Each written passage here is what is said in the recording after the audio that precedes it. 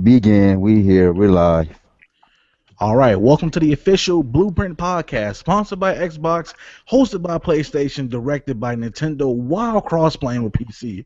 We are a panel of gamers discussing what gamers love best: games. All non-biased, coming from multiple sides of the spectrum: Xbox, PlayStation, Nintendo, and PC. I'm Demi, aka Demigod Reviews, and I'd like to introduce you to the BluePrint panel, starting first with Peter. Yo, what's good, everybody? I'm Peter Sobel. I'm. That's all I gotta say about that. I don't have an intro. I never have an intro. Passing the mic. All right, now we're taking it to Cortavius. What's up, people? It's your boy, Cortavius, a.k.a. Killate229. As I stated last week, I Twitch everything I play every Saturday in the morning. I probably Twitch tomorrow. Post that time up in the Facebook groups. All right, Good. now, oh, Now you all right. good. Now we're taking it to Jay Shady. Yes, P. This your boy Jay Shay, live from Chicago. I'm not the best gamer in the world, but my though. And now we're passing it over to the man himself, Foolish Assassin. Yo, what up, everybody? I'm Jill, the Foolish Assassin. You know what I'm saying? I'm just in here doing my thing. Shout out to E3 for being not terrible this year. For being not terrible this year. And now we're taking it last but not least, Lord Frieza himself, Upchuck Gaming. What's up, everybody? It's your boy Duck here, man. I'm just ready to get this started. Did we lose Chuck? Is he still here? I don't know. Chuck, you there? You there? Yeah, he's good. He's good to go. All right. First off, gentlemen on the panel, listeners of the podcast, I have to ask you one question. Are you ready? All right. It is E3 week, and it has been heavy reveals. It's been a lot of major reveals, a lot of crazy stuff on the spectrum, and I just have to go through a recap really quickly. I want to start with the major reveals first. I'm going to start with Bethesda. Fallout 4 had a full reveal. Doom had a full reveal. Dishonored 2 gets a cinematic reveal with the confirmation of Dishonored Definitive Edition and Fallout Shelter for mobile. Then we have Microsoft swinging out the gate Monday. Halo 5 had a full gameplay showing. Backwards compatibility confirmed. Forza 6, Fable Legends, crossplay titles, EA Access free for a week. DayZ Elite Dangerous confirmed for Xbox One. Brand new IP made by KZ Inafune and Metroid Prime creators, Recore. HoloLens showing off, Rise of the Tomb Raider gameplay, indie support, Gears of War Ultimate Edition confirmed, and Gears 4 shown with a gameplay reveal with a week of Gears of War Ultimate Edition beta, a new controller reveal, and last but not least, an exclusive beta of The Division coming this December. Now we take it to Sony with the Last Guardian reveal. Whew. Final Fantasy VII Remake, brand new IP from Guerrilla Games called Horizon, Indies, the Shenmue 3 reveal with the Kickstarter, the Hitman reveal, multi-plat but with exclusive DLC, Uncharted 4, Dreams, No Man's Sky, Morpheus Talk, TV Talk, and last but not least, the confirmation of Call of Duty having DLC first on a Sony platform. And now we're going to take it to Nintendo with the Fire Emblem reveal, the Art Academy home studio, Mario and Luigi Partners in Time, Star Fox Command, Super Mario Maker, Skylanders Supercharges, Lego Dimensions, Yoshi's Woolly World, Just Dance 2016, Guitar Hero Live, Disney Infinity, Xenoblade Chronicles, Star Fox Zero, Animal Crossing Amiibo Festival, and Mario Tennis Ultra Smash. A lot of huge reveals that we can go into, but I like to change it up. So, people, give me your thoughts on this E3 that happened. I'm going to start with Peter first, and give me your thoughts on this E3 so far. Oh man, I can't. Where do I start that? Like, E3, this E3 was probably the best I've ever seen. Like literally, like Microsoft. I went in low expectations into this E3. That's probably why I'm like what I got out of it was so amazing. Because after last year's E3, it was just like, I mean, it wasn't bad, but it was just mediocre, you know. So like Bethesda, that's the first E3 that they've ever hosted. On point. Microsoft, I didn't know that they could pull it off, but they impressed me, like severely impressed me. Uh, Nintendo, even though they won, I believe that they won E3 last year. They were kind of a disappointment for me. Sony, I think they played it safe. Is how I think I should put it.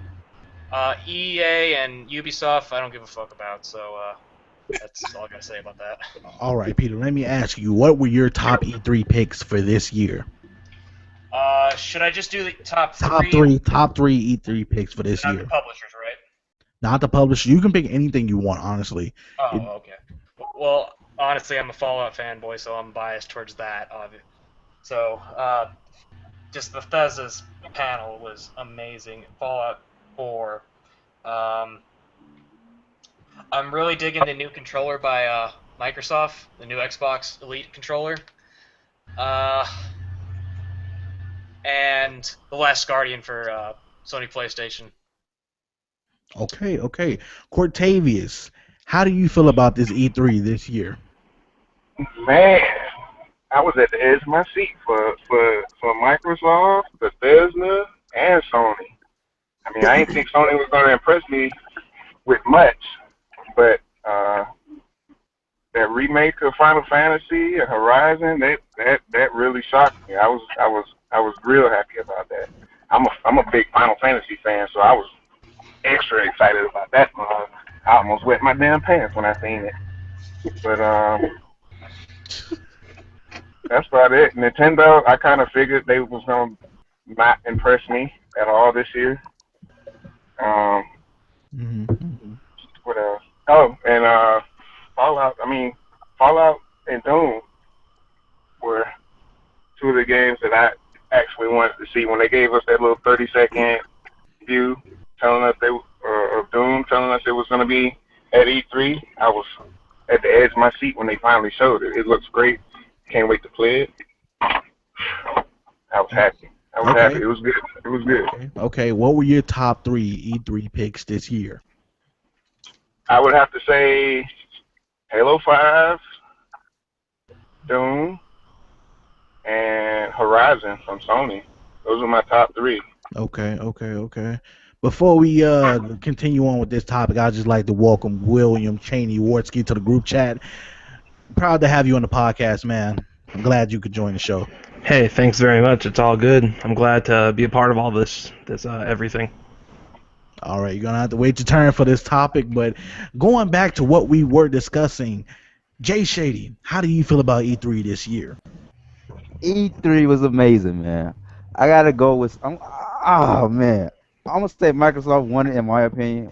I love everything Microsoft showed, everything they brought, the features, even off the screen or E3 they brought a new UI and all this stuff. So Microsoft won this to me, but what I liked the most was Sony. Horizon, man. That Horizon was the only game during the whole conference, every conference that shot the hell out of me, man. I really love Horizon, man. I didn't watch Nintendo because I knew it was gonna be shit. It's garbage. I didn't even watch Nintendo, but I do like Super Mario Maker and I like that Yoshi. But other than that, and I didn't watch the PC, but I did hear, Gears going to PC, and I don't think it's a big issue. I think PC should coexist with the console since the consoles are becoming more like PCs in today's, you know. Well, and I'm definitely looking forward to Fallout.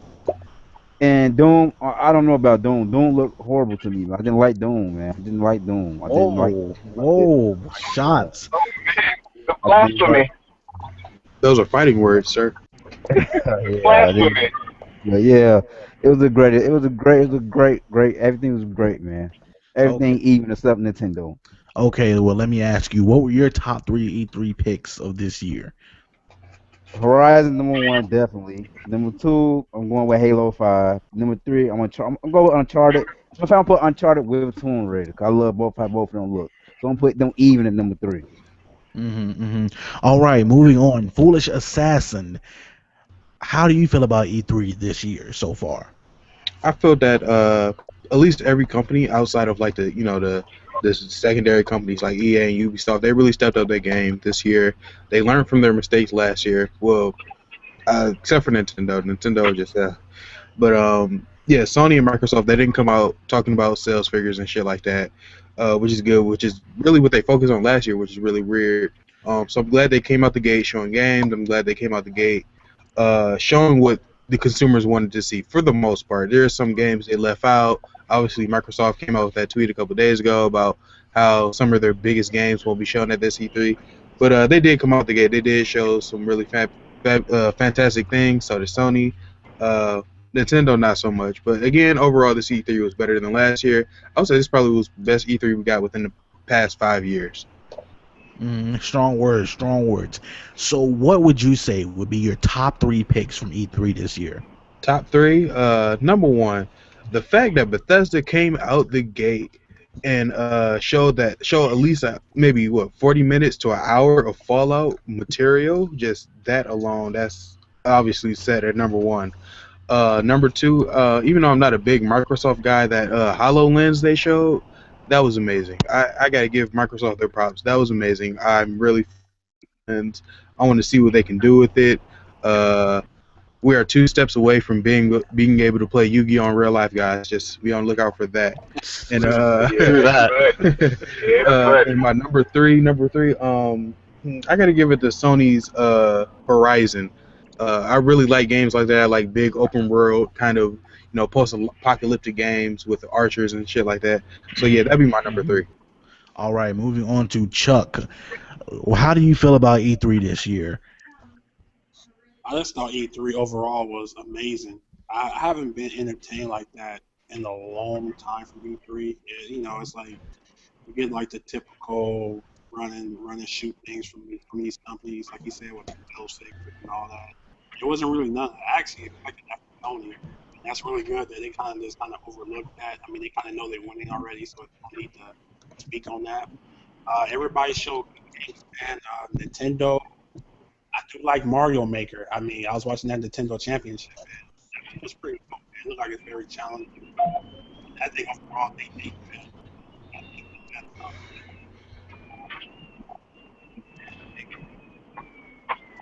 I, I'm excited. Very, I'm very happy that they was able to overcome the 2013. That thing is long gone. Or Sony, Shenmue.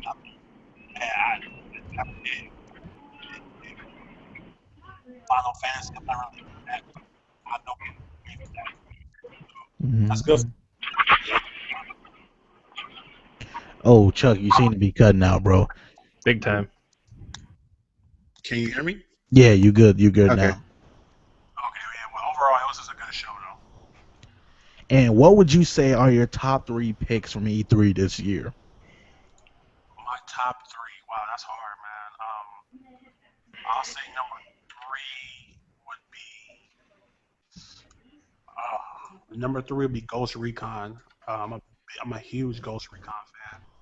I was very surprised that they showed that. I'll say number two, Horizon. I think everybody was impressed by that game. That kind of caught everybody off guard, So shout out to Sony for that, man. Guerrilla Game. That was amazing. And number one, For Honor. For Honor to me, the best game of E3. I love those type of games. Hack and slash.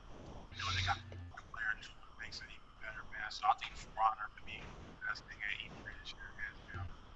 All right, all right. Big words, big words. And now to welcome our newcomer, William. How would you say you felt about E3 this year?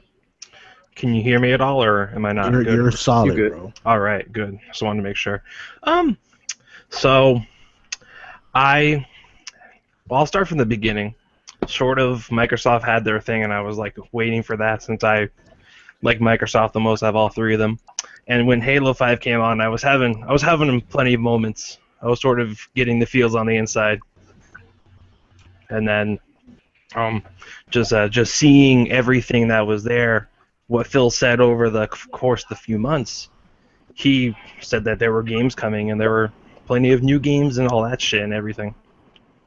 And then just seeing after that, just seeing the rare collection and seeing a Sea of Thieves and everything, and then just everything between that, it was pretty awesome just to see that Phil was doing what the Xbox brand hasn't been known for in a while, and which was providing new games and new exclusives and shit, and which is what people have been wanting.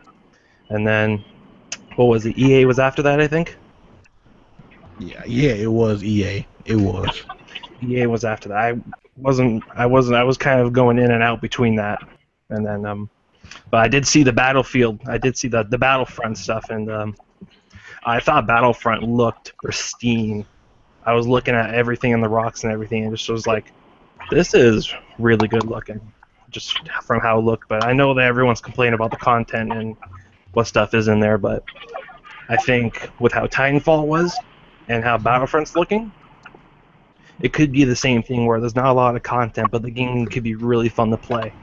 And then Ubisoft, I thought was a pretty good show. I mean, they had all the bro shooters and everything, and then all the Assassin's Creed and a bunch of other stuff. And just it was their typical show. It was a good showing for what people wanted. And then the last conference I did watch was Sony, because I had to work Tuesday, so I haven't seen Nintendo or Square Enix. But I'm not the biggest fan of Sony, but I definitely found that Horizon was a pretty cool concept, and that from Guerrilla Games, their past few games have been shooters, like Red Faction, and I thought that was pretty cool that they got the green light to do something of a different genre altogether, and it looked pretty cool.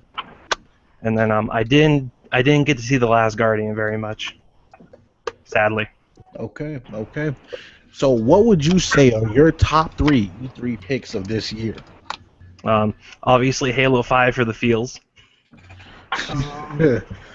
Big time feels for that. I have to say the For Honor actually was quite a surprise. That was pretty cool stuff. And then it's not a game, but seeing Rare's acknowledgement as a developer and having the Sea of Thieves. Okay. Well, I'm gonna say that E3 was, man, it was massive, and as a gamer, I caught myself smiling and almost shedding a couple of tears for some reveals.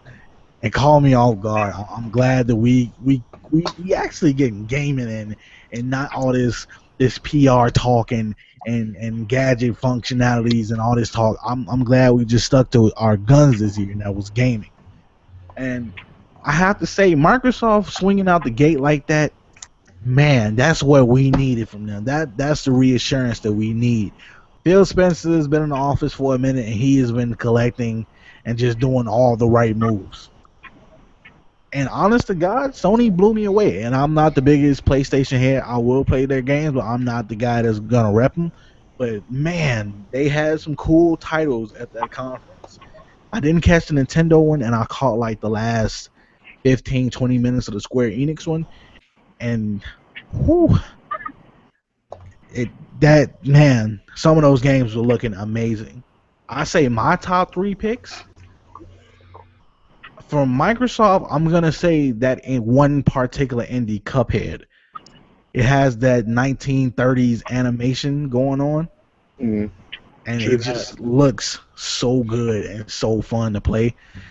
I say from Sony, that one indie they revealed, Firewatch, where you playing in first person in that forest, that looks crazy good, and I want to know more behind that. And it was one particular title on my tongue. Oh, and Deus Ex, Mankind Divided. Mm-hmm. That looks good. Whew. That, I almost clutched my chest when I seen that on Square Enix reveal. But all in all, I'm gonna say this was a very good E3 this year, and I'm glad that they brought the heat. They brought it, and I'm just glad. But moving on to the sales of the week, gamers, let me ask you a question. Are you ready?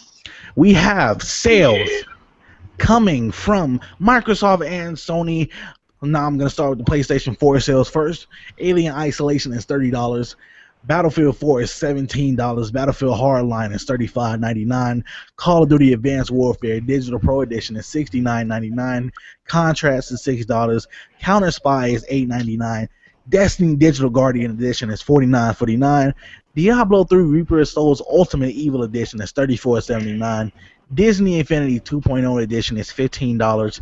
Dragon Age Inquisition is $35.99. Evolve is $35.99. Far Cry is $35.99. And Grand Theft Auto Plus Great White Shark Card is $62.39. That's for the PlayStation 4 sales. So if you're a PS4 user, take a look at some of these sales. Get yourself something, and it's going to be nice. And now for the Xbox One sales, they are Battlefield Hardline Ultimate Edition is $41.99. Battlefield 4 is $29.99. Forza Horizon 2 Storm is the Storm Island is $10. Hardline is $35.99. Forza 5 Game of the Year Edition is $26.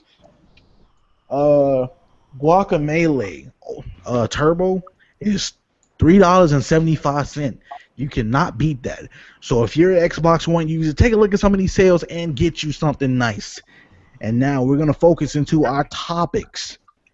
Gamers, let me ask you a question. Are you ready? We have 4 topics of today, and they are some major topics. Let me ask you this. Topic number 1. Xbox and Windows 10 are coming for a joint effort. Do you guys feel like this is the death of Xbox? I'm gonna start with my man Foolish Assassin because he is hungry to answer that question first. Let me see. Do I think it's the death of Xbox? No, I don't. I think it's just adding to the longevity of Xbox. I think it's adding to the user base of the Xbox because, like I said before the podcast started, a couple years ago, I was asked, why don't they do cross-platform play? Why don't they do it for Xbox and Sony, Xbox and PlayStation, or PlayStation and PC? Why don't they do it for that? And people would tell me like, oh, it's not possible. It's not the hardware is so different. The hardware is not, it's not possible for the consoles to do cross-platform play. And now look at it now. We got cross-platform play for Xbox and Windows, which is really cool to see.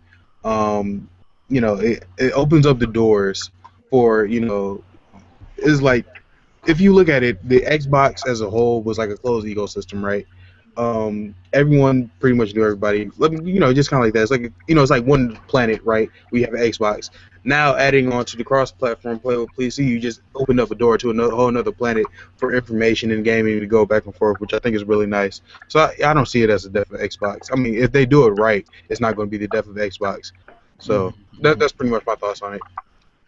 So I'm gonna. But if they fuck up, it's going to severely hurt Xbox if they fuck up at all. Let me ask you this: since Gears 1 Remastered, which is basically Gears Ultimate Edition, Fable Legends, and KI are all hitting PC for crossplay, do you think like people are gonna just say forget Xbox and just start grabbing PCs and all this other stuff, or will we see an ecosystem that's bound to work, that's bound to actually like come together and work as one? Could I speak on that? Go ahead. The question is open for anybody. All right. From what Bill said. Wait, hold on. One at a time, guys. I see you said it was open to everybody. I was going to be the first one on it. All right, go ahead. Yeah, you can go. From what Bill said when he was talking about the Xbox and Windows 10, they built the Xbox. From what it sounds like, he built the Xbox for cross-platform play with PC. And by it coming out a year earlier than what it was supposed to, now we're finally able to see it all come together. Okay. I don't think it's going to be the death of Xbox, but this is a step towards what most gamers wanted, to play against other platforms.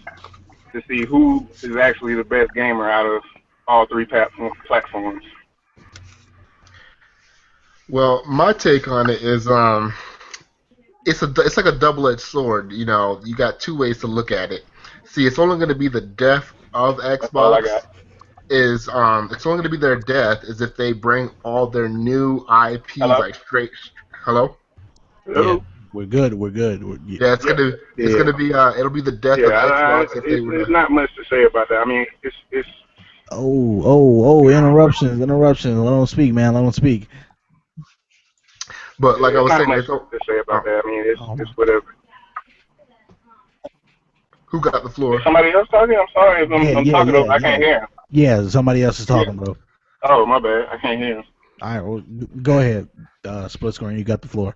All right, so what I was saying is, it's like a double-edged sword because you got to look at it. Times are changing. You know, people are getting a little more aware about the PC brand and how it actually is of like the best platform for gaming. Like just the other day, one of my friends, she came up to me and she was like, "Man, I really want a PS4, but you know, I'm thinking about buying a PC first, and I know you're good with building them, so you know." We're gonna sit down and talk about a budget, and you know we're actually going to put one together for her. So you know, I think now people are beginning to realize that you know PCs are the thing now. They're getting hot now. So if Microsoft just brings all their new IPs like fresh out the gate, that would really hurt Xbox because you got more consumers. They're beginning to stop being lazy, and you know explore their options. And you know, as long as they keep it like you know maybe a few of their first party games at a time, you know, and let the first party games you know be exclusive to the Xbox for like a year or two, and Mm, then bring it to PC. That hmm you know that'll be good for the Xbox. Yeah, yeah. I completely agree, actually. But just for the record, when this ecosystem begins to like connect, cross buy will be available for Xbox One and Windows 10. Basically, if you buy on Xbox One, it'll appear on Windows 10 if it's enabled. And basically, if you buy on Windows 10 and it's available for Xbox One, it'll be on there. So that's something I like to see that, you know, keeps it going, keeps it moving, and everything else. But I'm gonna pass the mic to my man Peter. How do you feel about this Xbox and Windows 10 ecosystem connecting as one? Do you feel like it's the death of Xbox? Is it beneficial to them? What's up? I don't think it's really the death of Xbox. I mean, unless every single exclusive that ever was published for as an Xbox exclusive is moved over to the PC, it's not really gonna. I mean, there's gonna be some effect to it, but it's not gonna be detrimental. You know, I'm like a strong advocate for crossplay. Like, I don't care what preference of platform you play on, we should be able to play multiplayer together. That's just my personal belief. Whether you have a PlayStation 4 or an Xbox One, you should be able to play Call of Duty, Advanced Warfare, or whatever game that you feel like that has multiplayer. Should it like if you're paying for online, you should be able to play with the people on the other consoles or PC or Nintendo. Actually, Nintendo's probably not going to have any online to begin with, so we'll get off that. But the thing is, like, I see this as a good thing for gamers, not just Xbox gamers or PC gamers, because crossplay, honestly, it's something I'd like to see by the end of this decade.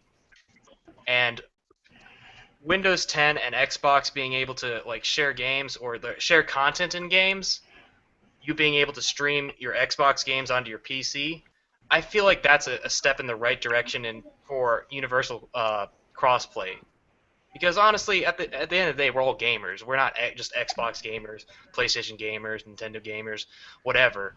Like, it's just something I feel it should happen, is universal crossplay. So that's how I Right, feel about right, that. right, right, right. Let me ask you: is there any particular game once the crossplay starts happening? Is there any game you like to see like connect from Xbox One, Windows 10? It would have to be an X on Xbox. Probably Forza Horizons. I really like that game, and I know I have a bunch of friends on PC who are they like racing simulators. I know Forza Horizons isn't a racing simulator; it's more like an arcade game. But I'm sure that they could get into that because they like the crew. Mm-hmm, mm-hmm. So I'm sure they could get into Forza Horizon. Right. So, Jay, let me ask you. Xbox One and Windows 10 are connecting. Do you feel like this is the death of Xbox? Is it beneficial? Let me hear your thoughts on this, man. It's definitely not the death for the Xbox. The number one reason. Who got $3,000 to buy a PC? Over, Oh, over, over Are we going there? Are we? Dropping the $300 bombs. of an Xbox. Who gonna do that? So you telling me, cause Halo 5 go to PC, you finna go out and get a $3,000 PC? Who finna do it? I'm going Well, the cheap bitch route. I'm gonna give me that well, Xbox see and the that Halo and play on Xbox Live where I know everybody at, where there's more people, more social on Xbox Live than playing on Windows 10. So it's not a death for Xbox. It's definitely not. I think it's great for PC players to get the feel of Xbox exclusive. Sony starting to do the same thing. Look at Street Fighter, they got exclusive to that going to PC. They got more games with Sony and PC. Now Xbox and PC. Now PC should be happy that console becoming a PC, so now they can get involved with this console war. Now they can start saying stuff now. Because at first they wasn't even a part of this stuff. Now they are a part. Welcome PC players. Welcome to the console war. okay, okay.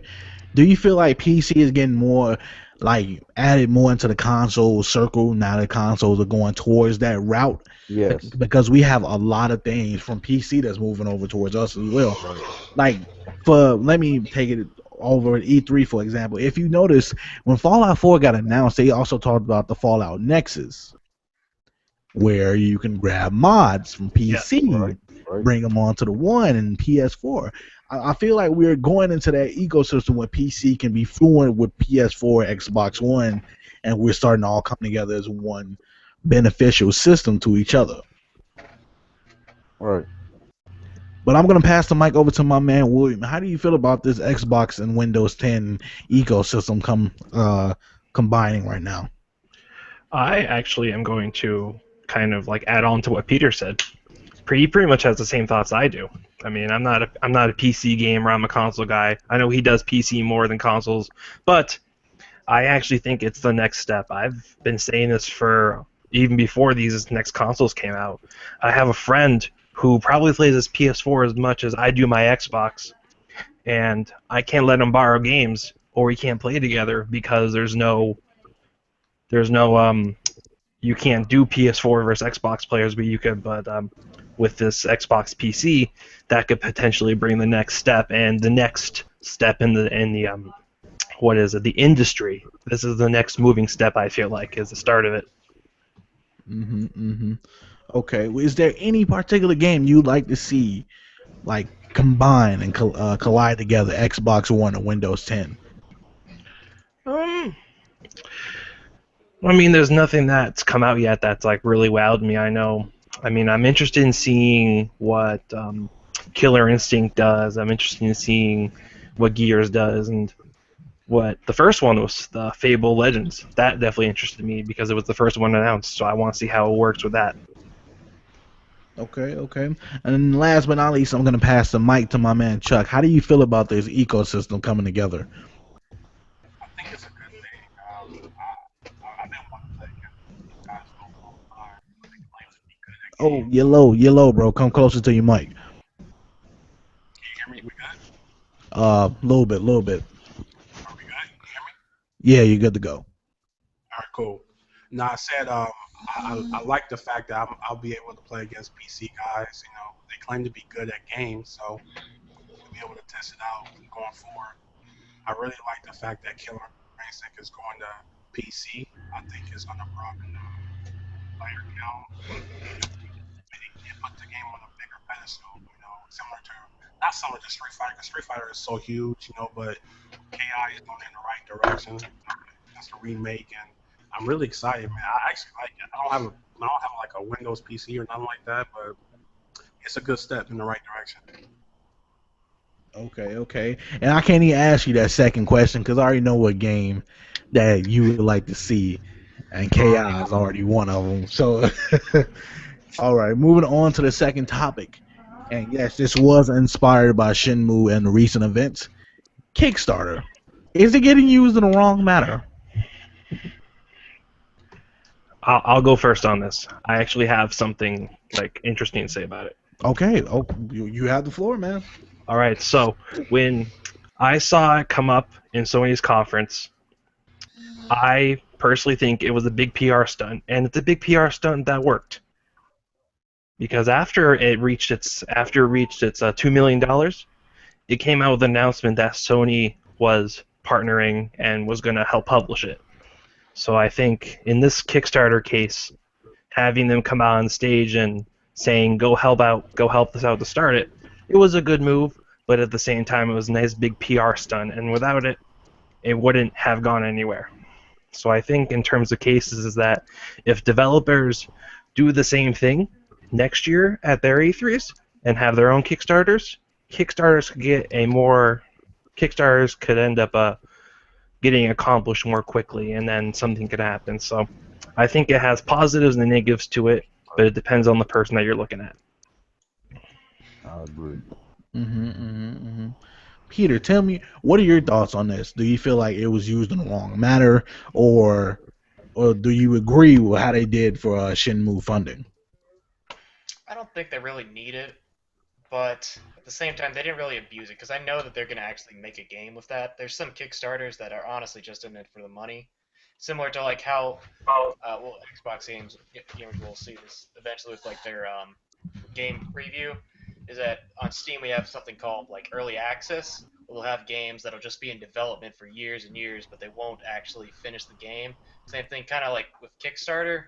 So you're not actually getting the game yet, and they might just like stop all development, and your donations have gone for nothing. Say, well, with early access, you'd be paying for a game that's not going to get finished, you know. So I mean, I guess with Sony, they don't need that funding, but at the same time, it's going to be used, so I don't feel it's actually bad. Okay. Foolish. How would you say you felt about that Shenmue Kickstarter thing? Good, bad, indifferent?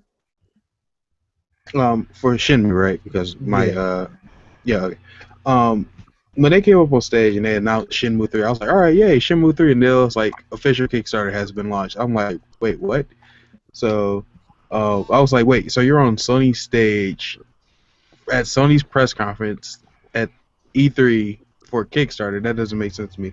So right now, it feels like a little bit weird that a big AAA company like Sony would come out on stage and have something like that happen. As far as anybody else using Kickstarter, in terms of like not completing any promises and anything like that, I would say the biggest example is I think it was last year or so. It was like a big game that was supposed to be set to release, and it reached its goal. And the developers of the game came out and was like, "Oh yeah, we're not going to make the game. Our bad." And they just never refunded that money, so people was out of money. Um, so I feel Kickstarter should probably not to really place blame all the way on Kickstarter, but I feel that they should probably switch up their terms of service or whatever, so that if a game is not made or if a product is not delivered at the set amount of time, then that person should be forced, not asked, but forced to give all that money back. Um, Not taking any shots here, but Anita Sarkeesian, where the fuck are those videos? You know, you got your fucking money. Where's the videos? I'm just, you reach your Kickstarter goal. Where's those videos, guys? Come on now. But anyway, that's a whole different topic for a different video. Okay. So Jay, let me ask you: the Shenmue stunt, do you feel like it was good, bad, indifferent, or you just don't care? See, I don't care because I'm not giving them no I'm not giving no money, so I really don't care personally. But at the same time, it's bad because now the veterans gonna see this hole where they can come in. Oh, you want this game? Let's start a Kickstarter. Show me how much you want this game. Give us money. In a good way, it give us games. Who went here want that game for Sega? Streets of Rage. They come on say give me Streets of Rage. I will be hyped. Give me Streets of Rage. Start a Kickstarter for that. It helps some games it won't. I don't know. It's in between, man. In between, man. It So depends. okay. So before I say my thoughts, Chuck, split screen, Cortavius, anybody want to get the mic before I really say my thoughts about this whole thing? I'll, You know, One at a time, one at a time, one at a time, guys. Go ahead, I Joe. go. All right, I go. I actually thought it was smart.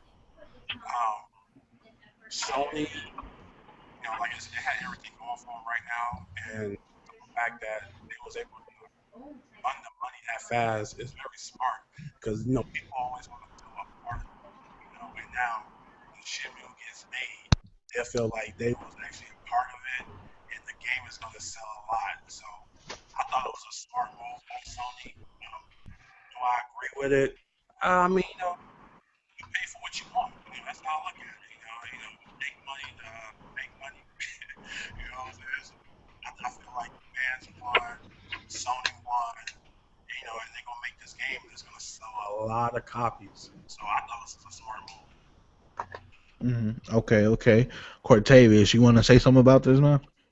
Yeah, man. At first, I thought it was just a Sony bringing the dude up on stage and was like, "Hey, y'all want this fucking game? I want to see if y'all want this game. Put some money to it, and if it gets it, we'll make it." But now after listening to Pete and how he put it, how he see it happen, it actually was a real good idea that they did that because um, seeing the when the Kickstarter jumped off, it hit 1 million within the first 3 hours of it being on Kickstarter, and today when I looked at it, it was over 3 million now. That's just crazy. So I mean, it's good for some games like Simu that most of the gamers wanted. It was a real good idea. I'm glad they did it. Okay, okay, okay. Split screen. You want to say anything before I take this mic and really put my thoughts into it? Yeah, I just want to say I for one thought it was pretty smart of them to do. I wouldn't say I agree with it, but I understood what they were doing. Because that series is very niche. Not too many people go out and buy that game or say, "Oh man, I want to buy like a PS4 or something like that for this game." So Sony was more or less testing the waters. You guys, if you guys are really serious about this game, you know, put the money in for it, and if you do, because they just put an article out later today, Sony's actually funding the game. They're not just helping like license the game. They're actually going to help put money into the game. So they were basically making sure their money wasn't going to go to waste either. And I don't blame them because they're not in the best financial situation to just be funding every single project. So to make sure that this game is actually going to, at least there are some people who are willing to spend the money just to make sure it comes, and they're more than likely going to buy it. That's the smart thing to do. Okay, okay. Well, I want to say my thoughts on this. I feel like something like that is a very, very huge momentum moment. It can either go good or it can go bad. And knowing that people wanted to see the story of Shenmue since it was supposed to be 7 parts and this is the third, I feel like they're gonna get what they want. It was some incentives behind it. If you paid this much, you get your name in the credits, or you get some type of special art book or anything else, and it's gonna come. Every Kickstarter has incentives that people are going to want. But at the same time, there are certain games that are announced, like Foolish Assassin was saying, that can get announced and they get canceled. We paid hard-earned money for it. Who's to say that maybe this won't get plugged down the line? It could be a Konami situation, a falling out, PT style stuff gets canceled, and then we're stuck with no game. We just spent our bread on this, and now we're looking like dumbasses. And sometimes games take longer than usual to get developed. Like Peter was saying, it gets stuck in development hell, and we're sitting here waiting still.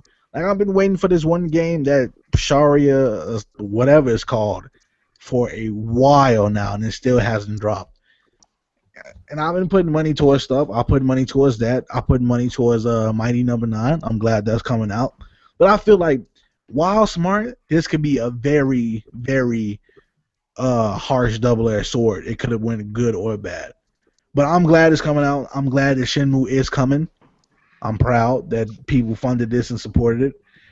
But stuff like that, you got to be real careful with the Kickstarter stuff. You may never know what might happen.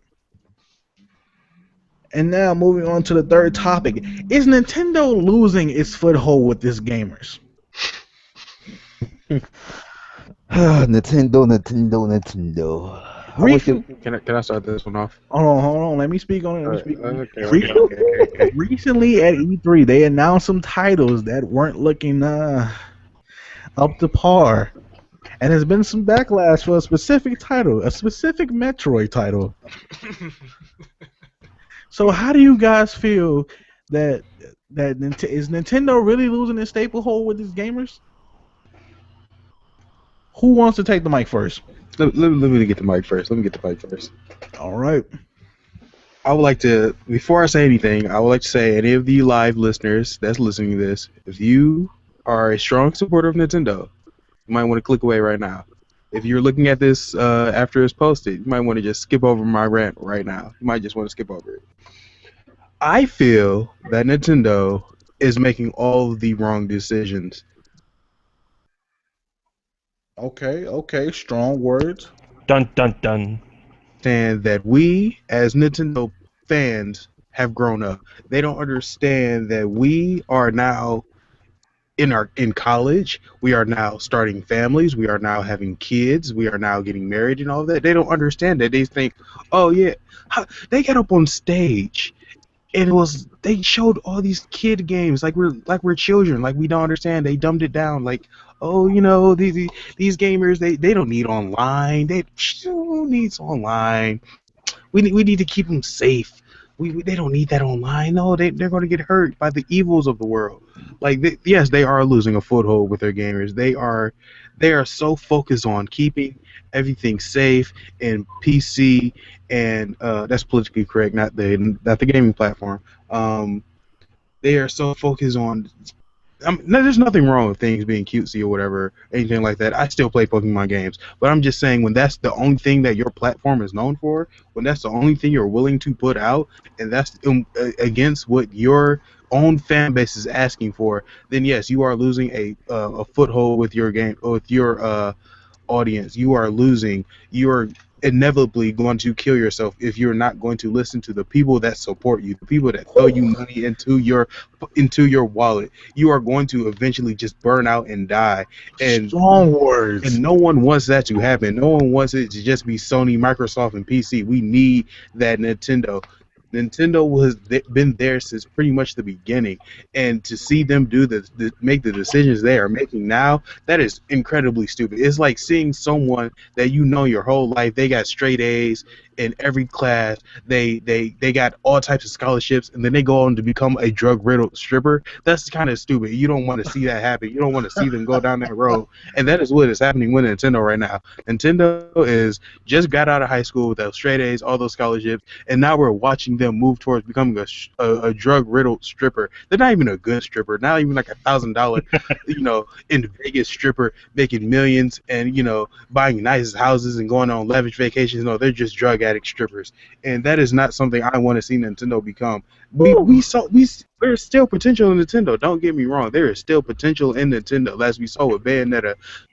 Anybody that's played Bayonetta will say that's a fantastic game, and it's a fantastic mature game, and that's what Nintendo needs to understand, is that we as gamers have become mature, and also another thing about Nintendo, I don't mean to take this, go too long about this or whatever. So I mean, if y'all feel I'm going too long, please cut me off.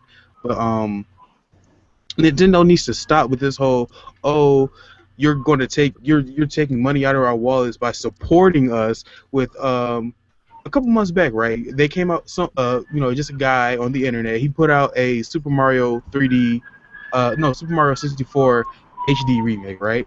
And it was fantastic. Everyone loved it for the day it was out. Then Nintendo hit him with a copyright claim saying, "Oh, you're going to take money from us." So a lot of people speculated that, oh, maybe Nintendo's coming out with their own HD remake. We just looked at Nintendo's E3 conference. They have no plans of coming out with an HD remake of that. The closest thing they have to come out with an HD remake is that Mario Maker, and that's not even Super Mario 64.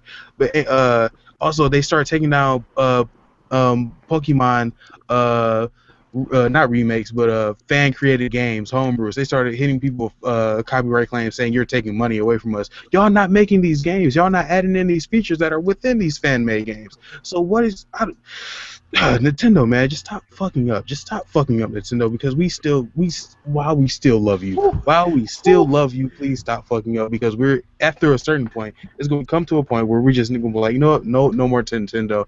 I'm already at that point where I don't even want to buy a Wii U, so I'm just going to get a 3DS and just keep it at that. Somebody But you calm know, this man down. that's Somebody just my calm words. this man. I'm done. That's just my words.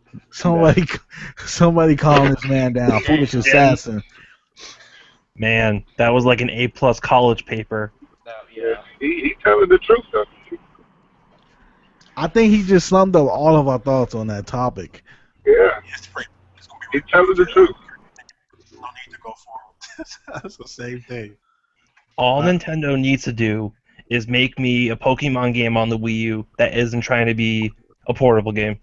And that's it. They are making that Pokemon game. It's called Yokai Watch, because no one else. I mean, because apparently asking for a Pokemon game on a Wii U is too much, so they gave us Yokai Watch, which It's pretty much Pokemon. the gamepad's calling for it. It's perfect for your backpack and everything else. Yeah. Exactly. Somebody calm. All I need is Paper Mario. Give me Paper Mario U, and I'm happy.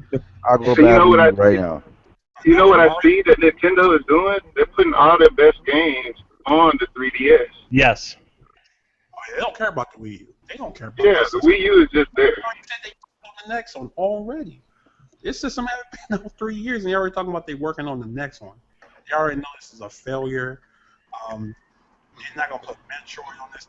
It's bad, man. Zelda, I'm telling you, it's coming out on that next system. I don't care what they say. It says something when your Titan series are not making anybody want to purchase a Wii U. If Smash comes out, and it has, and it's people saying, "No, wait, I'll probably get the 3DS version."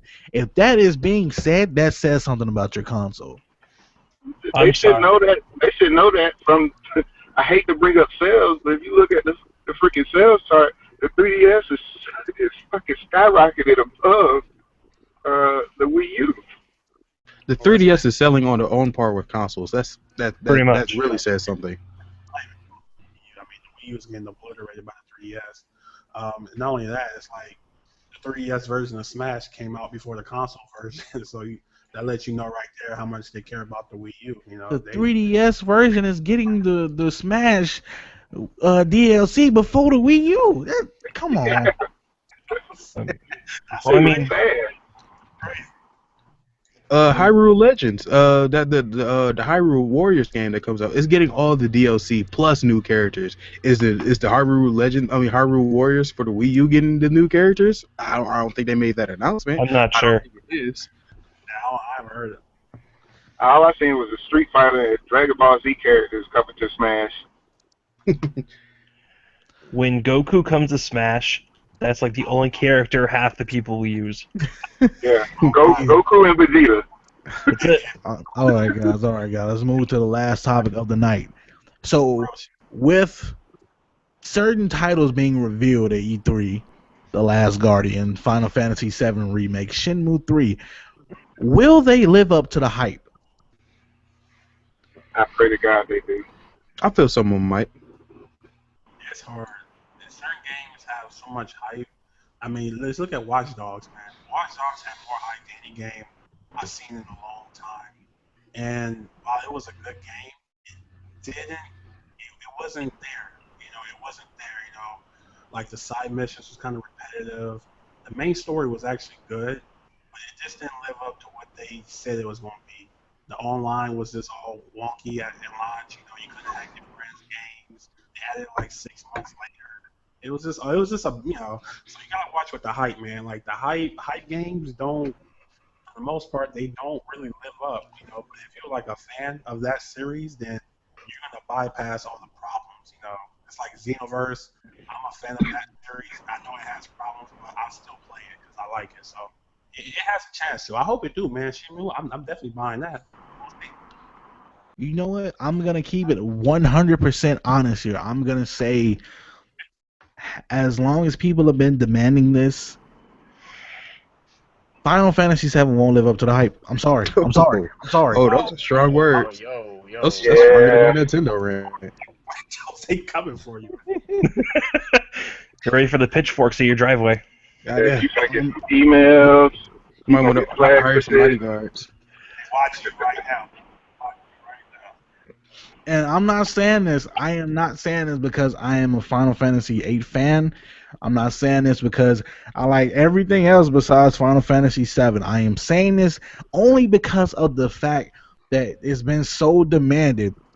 If you're not a Final Fantasy VII fan, if you haven't played any Crisis Core, if you haven't watched Advent Children, then this is not going to live up to what you expect.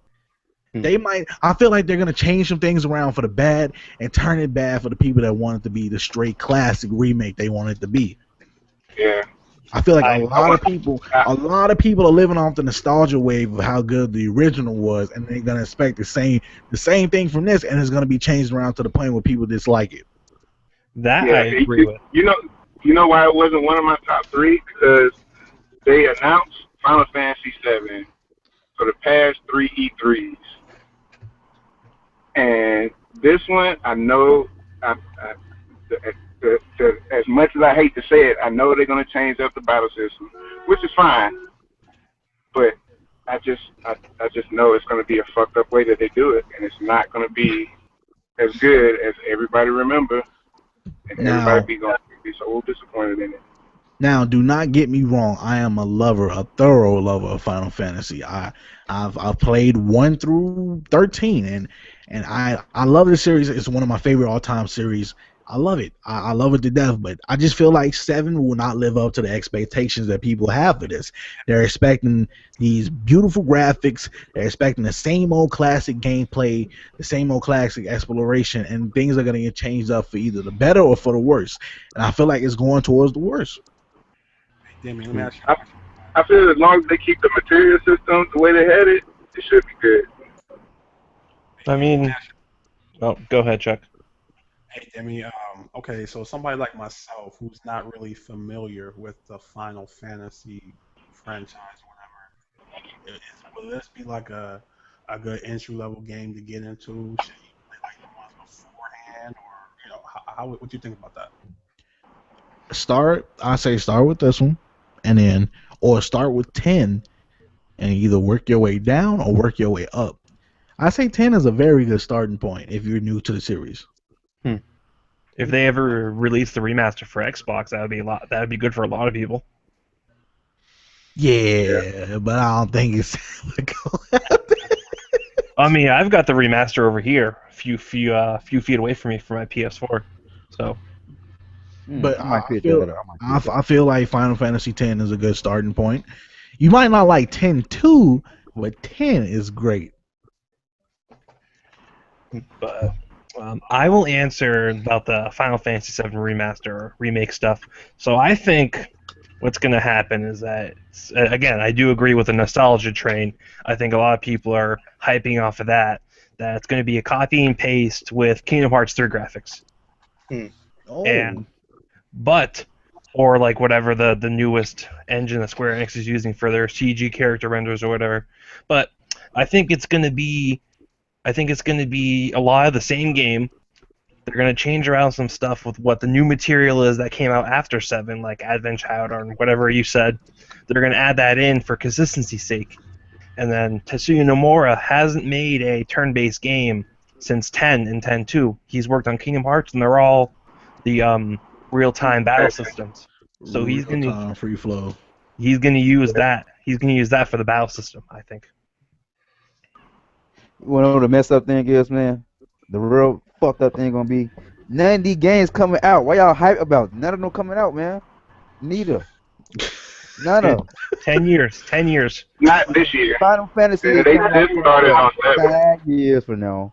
10 years Last from now. Guardian been on hold for 20 years right now. That game not coming out. They hope it come out 2016. At least we actually seen some end game. Shenmue 3, that shit ain't coming out until what? 2020. Come on, man. I know we need to start hoping, man.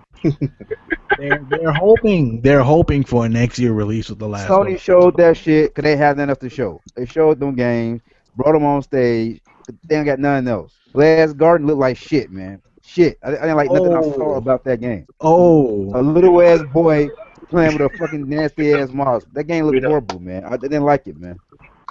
Those fighting You know what words. kill? You know what kills me with Sony? It's two games. It's one game in particular that I actually got my PS4 for, and it was Yeah. that Kingdom Under Fire 2, which was supposed to come out this early this year. It was supposed to come out February this year. Haven't heard anything about it. Looked online. Haven't heard any new news about it. And then it was another game called Let It Die that they announced 2014, which was supposed to come out this year. And no new news about that shit at all. All you can see is videos from when they announced that motherfucker. That's all that is out.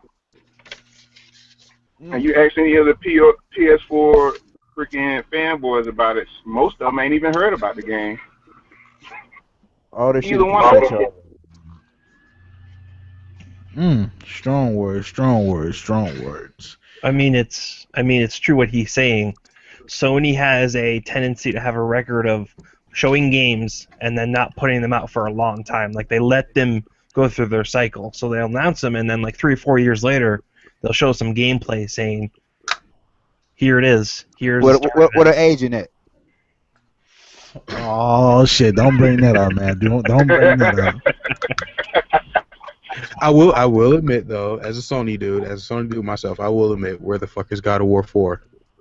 I haven't heard shit about it for months. And you know, at the end, at the end of Sony conference, when dude was like, "Yo, this next character needs no introduction," I thought they was talking about Kratos. Exactly. That's how I felt. I'm pretty sure everybody in the audience thought it was Kratos. And then Naughty Dog fucking sign came up there, and that shit went quiet. I mean, we saw Uncharted, what, 3 E3s in a row, right? Yeah.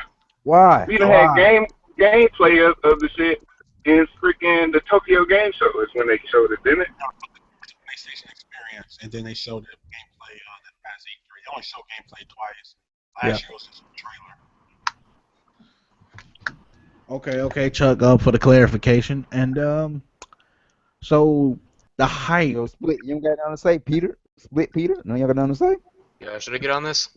Go ahead. I'm gonna just say, I'm really, I don't understand why y'all are hyped for those games, because the real talk should be that Ratchet and Clank game coming out, because that game's looking pretty fire right now. Y'all hyped for That's the the only wrong game games. that's coming out. That's the point. They should be hyped for Ratchet and Clank because it's coming out. True Is that. it coming out? Next It's year. coming out at the same time as Uncharted. The Uncharted collection will be out. Shit, y'all just hyped for the wrong games, man. I haven't even been looking at those other games. Only game I You know hyped what up from the Sony conference was Horizon, man. Everything else, no. You know what game we really should be hyped for though? We should be hyped for the Animal Crossing Happy Home Design. Oh, man. Oh, Hyped for that. That's gonna be game of the year. Despite my Nintendo rant, that's gonna be game of the year, man.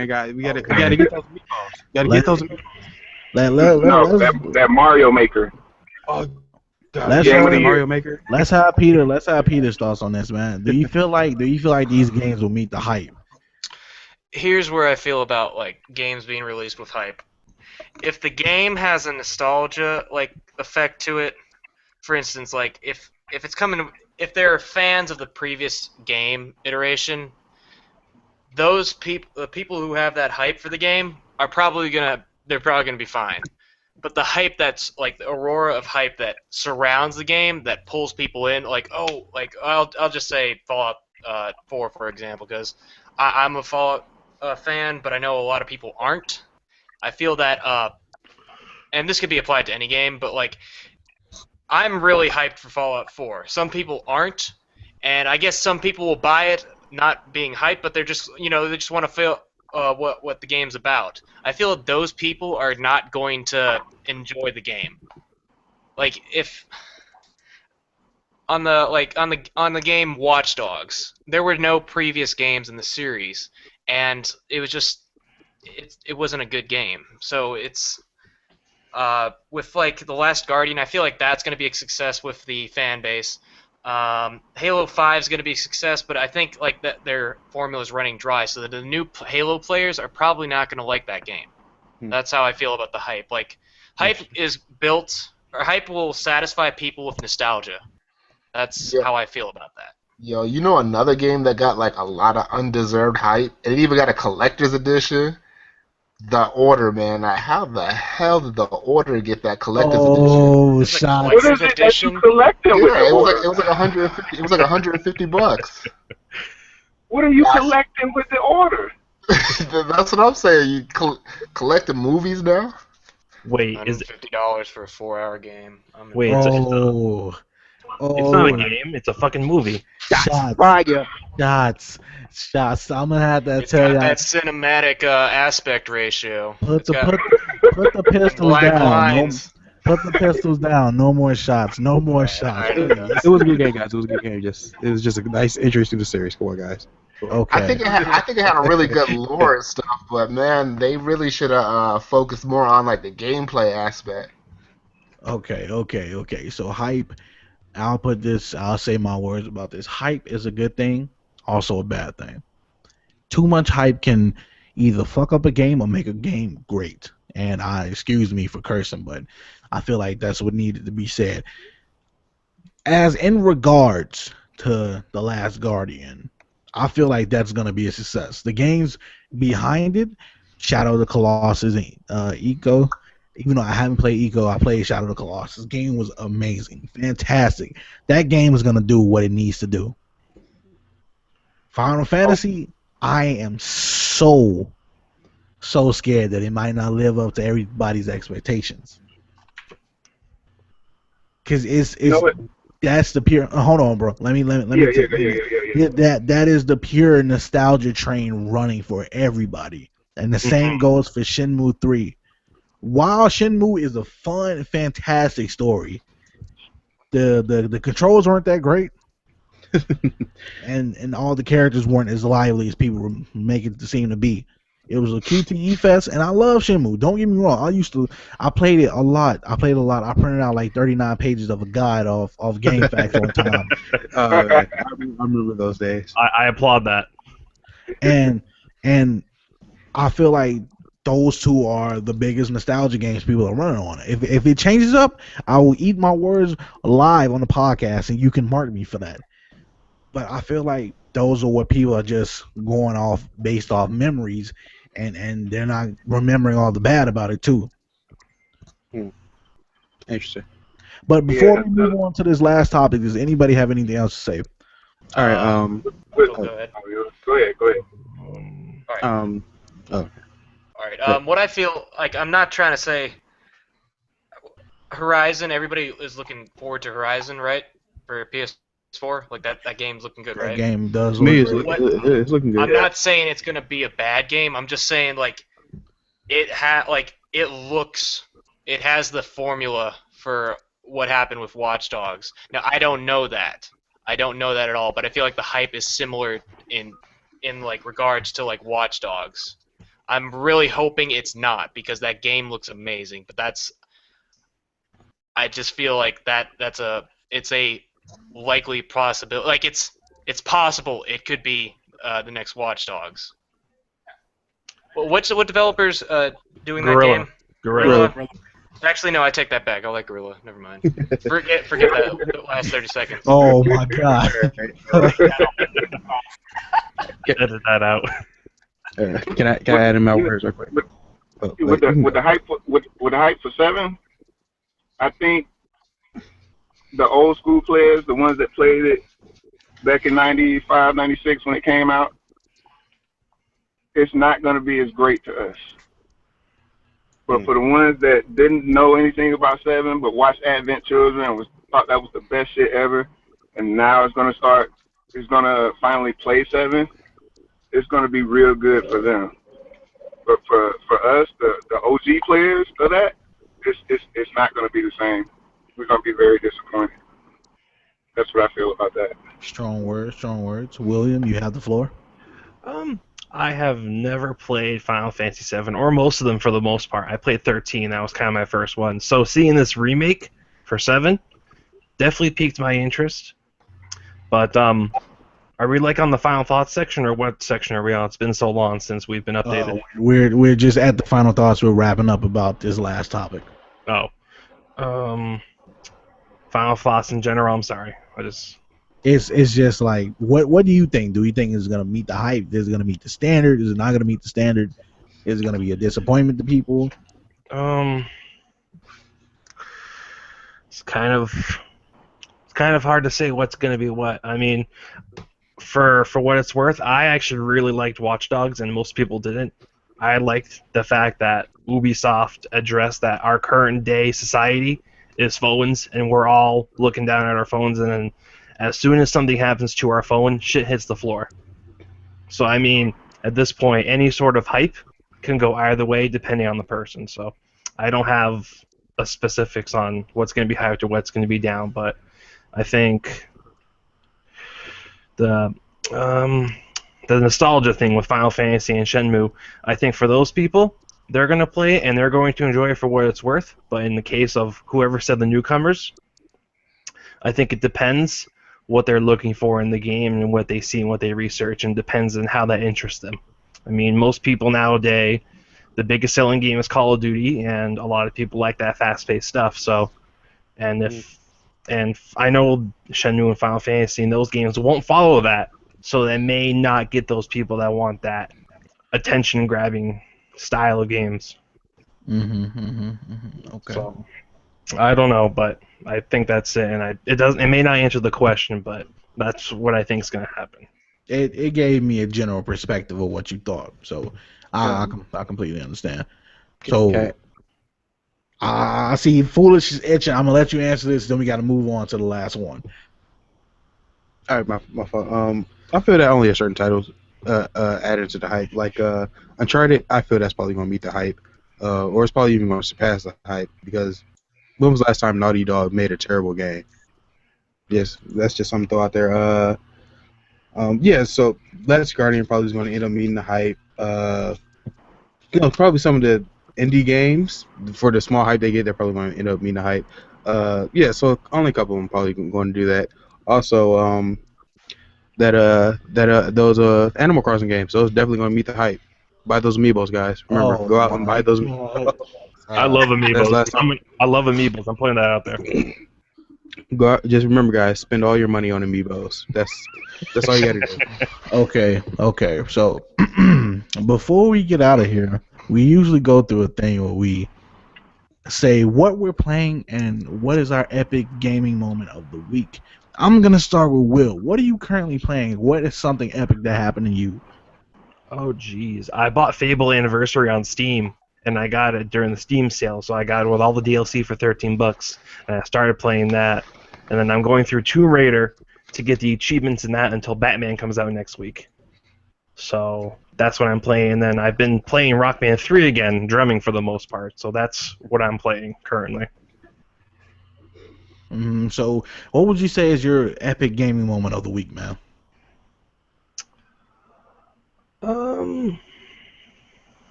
That's a tough call. I haven't been playing them much, so it's kind of hard to say anything. Okay. No answer. Okay, so we'll pass the mic to Split Screen. What have you been playing this week, and what is your epic gaming moment of this week?